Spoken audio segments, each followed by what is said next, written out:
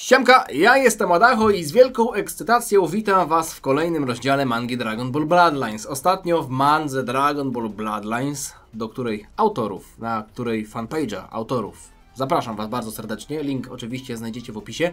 Działo się bardzo dużo. Nie dość, że poznaliśmy dużo nowych postaci, generalnie w całej mandze Dragon Ball Bloodlines pojawiały się jakieś postacie, dosłownie tu jedna, tu druga, tu jakaś żeńska birusina, tu jej ojciec, który jest też jakimś starym kotem. Tapion w ogóle przyleciał i okazuje się, że jest w stanie swoją okaryną manipulować rzeczywistością, a pod koniec ostatniego rozdziału pojawił się jakiś pan, którego imienia, pochodzenia, a w zasadzie niczego nie znamy na jego temat, ale wiemy, że chyba jest zły, bo nakrzyczał na Yamszę, wyzwał go od złodzieja, a Yamsza powiedział, że sam jest złodziejem, moczy mordą i do tego mędą społeczną, no i na tym generalnie zakończyliśmy ostatni rozdział. Jeśli chodzi o rozdział 4, bo to jest rozdział 4, ale odcinek u mnie na kanale jest 6, to będziemy sobie go podzielić musieli na dwie części, ponieważ to ma aż 73 strony. Nie przedłużam, na okładce widzimy Gotena trenującego w Pałacu Kamiego. Ostatnio Goten i Trunks zostali poproszeni właśnie do tego przez Piccolo, żeby przelecieli do Pałacu Kamiego. No a na placu boju został tylko Yamsza, co jest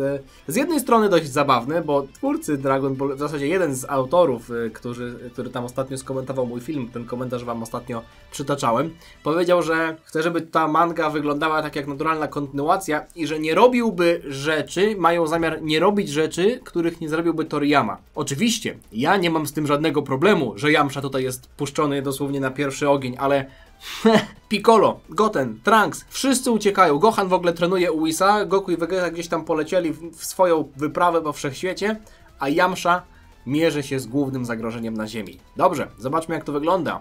Nie wiem jak go mam nazwać, jakiś tutaj jelonek rogacz. Póki co niech będzie rogacz, no bo bardziej przypomina jelonka, bardziej przypomina rogacza niż jelonka. Rogacz rzuca się na Yamszę, który ostatnio zaprezentował Kaiokena i wydaje mi się, że to w tym przypadku byłoby dobre, żeby go już użyć, prawda? No bo jeśli Yamsza jest w stanie używać Kaiokena bez większych obciążeń, o czym mówił ostatnio, to myślę, że to byłby dobry moment, żeby właśnie sobie z tego teraz skorzystać. Chociaż z tego co widzę, Yamsza chyba korzysta z innej techniki. To wygląda tak, jakby, nie wiem czy tak to na pewno jest, ale to wygląda tak, jakby siłą umysłu Yamsza unieruchomił tego rogacza w miejscu. Albo go spowolnił! Zobaczcie! Yamsza unika tego ciosu rogacza, który ze wściekłością ciska kolejne ciosy w Yamszę i wykrzykuje: zabiję cię! Yamsza spokojny jak strumień w górach Paozu, a rogacz zdenerwowany jak ja, jak muszę zapłacić składki i podatki. No cóż, ale każdy musi. Także zobaczcie, te ciosy rogacza są tak szybkie, że wyglądają dosłownie jakby ciskał w Yamszy jakimś deszczem kiblastów, a Yamsza tutaj widzę, że bez problemu sobie tego unika, a całą akcję obserwuje Tapion, który przyleciał na plac boju. Yamszy i Tapiona jeszcze razem nie widzieliśmy. To były tylko osoby, które spotkały się i z Gotenem i z Trunksem odpowiednio. Ale czy Yamsza ma jakiś związek z Tapionem? Tapion ma zamiar tutaj pomóc Yamszy? Czy może? Nie, rogaczowi nie pomoże. Tapion już jest okej. Tapion już udowodnił, że on jest po naszej stronie. Z taką prędkością rogacz nie będzie w stanie zadać mu ciosu. O! O! Wykrakałeś, kurwa, uszatku! Wykrakałeś! Yamsza w tym momencie zaczyna otrzymywać ciosy i nie tylko jeden, ale tutaj w twarz, i w bok, i w dłoń, i w nogę, i w rękę i po prostu zaczyna się to odwracać. Ale zwróćcie uwagę na jedną rzecz. Tapion nazwał rogacza rogacz, the horned one, czyli ten z rogami w dosłownym tłumaczeniu, czyli rogacz. Jak Tapion tak powiedział, to mam już pełne prawo, żeby tak nazywać gościa. Okej, Yamsza niestety jest odrzucony. Nie wiem dlaczego nagle zaczęło to tak wyglądać, że rogacz ma przewagę. Przecież Yamsza do tej pory sobie całkiem dobrze radził. O, dalej, skup się Yamsza. Trudno jest walczyć, kiedy ten gościu patrzy się cały czas na mnie. Że w sensie Tapion, ten gościu na górach się na mnie patrzy. Cały czas odwraca moją uwagę. No to Yamsza, to ty się wstydzisz? Przecież to nie jest żadna kobieta, ani nic. O, rogacz tutaj puszczył jakąś nową technikę, zaczyna się rozdzielać, chociaż wydaje mi się, że to jest tylko technika po widoku. Co właśnie potwierdza Tapion. Powidok, myśli sobie Tapion, ale Yamsza zamyka oczy i jest w stanie chyba wyczuć prawdziwego rogacza. Tapion się dziwi, myśląc, że Yamsza tutaj po prostu wskakuje w paszczę lwa. Ale Ja go znam lepiej, Tapion, spokojnie. On nie jest miękkim pyrtkiem robiony.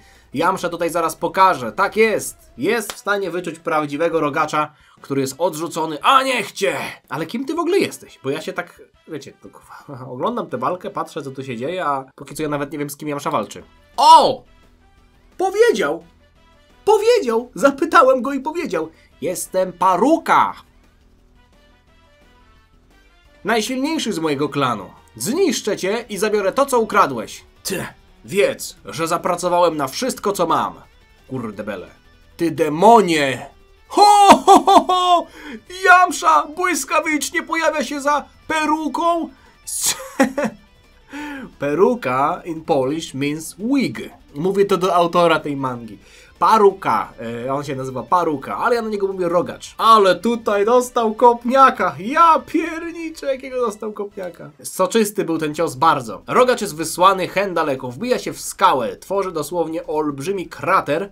No i nagle wstaje. Wygląda na to, że troszeczkę mu to kopnięcie napsuło krwi, ale to nie wszystko. Hej, on mówi demon? Nazwałeś mnie demonem jakby w takim kontekście, czyli to nie jest demon. Demon! Jak śmiesz obrażać mój klan?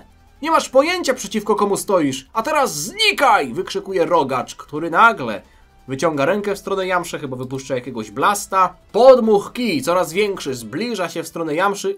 20-krotny kaioken! Odpowiada Jamsza, zbijając ten cios dosłownie jakby Iga Świątek z backhandu, kurwa, grała po prostu na US Open. No taki backhand tutaj wleciał, że rogacz nawet jakby puścił jakąś petardę, to nie byłby w stanie odpowiedzieć na tego kaiokena. Kaioken 20-krotny, zobaczymy, czy Jamsza będzie dalej z niego korzystał. Kolejny cios, a w zasadzie to chyba jest to samo tutaj, tylko że z innej perspektywy narysowane. Jamsza odbija, wybuch. Nawet Jamsza nie patrzy na ten wybuch, bo pamiętajcie, fajni ludzie nie patrzą na wybuchy.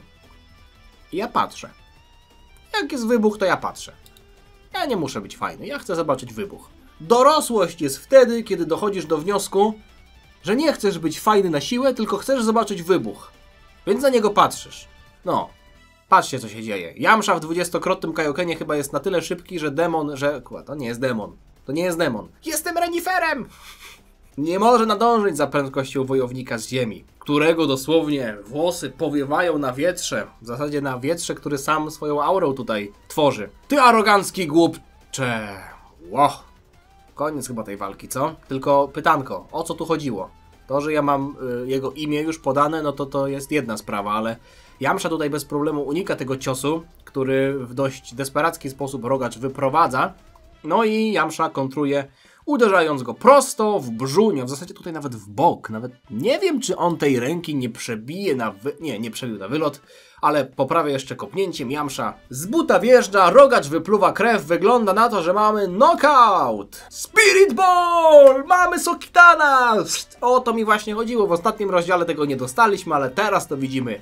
Sokidanem go jeszcze. I teraz tą piłeczką powinien jeszcze, tak wiecie, z jednej strony i z drugiej, i od góry, i od dołu. Sokidan męczy rogacza, a w pewnym momencie, kiedy wystrzeliwuje go w powietrze, Jamsza wygląda na to, że chyba wyskakuje w powietrze i ma zamiar zakończyć tę całą kombinację potężnym Kamehameha. Tak mi się wydaje. Tak, złożył ręce do właśnie tego ataku. Kamehameha, no nie sądzę, żeby... Jeśli to faktycznie jest dalej 20-krotny kaioken, to nie sądzę, żeby coś jeszcze miało z rogacza tutaj zostać. No i zostaje on trafiony tym atakiem. No to nie robi na mnie aż takiego dużego wrażenia, bo niszczenie skał to było w klasycznym Dragon Ballu, ale generalnie mamy tutaj widok też zniszczonej skały. Bum! Trach! Ależ tutaj uwielbiam takie panele.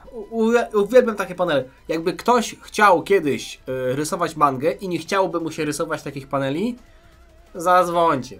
Ja wam coś takiego zrobię. Nie no, żartuję. Nie wiem, czy byłbym nawet w stanie zrobić coś takiego, żeby to tak naturalnie wyglądało. No ale generalnie nie ma tutaj nic do komentowania, także idziemy dalej.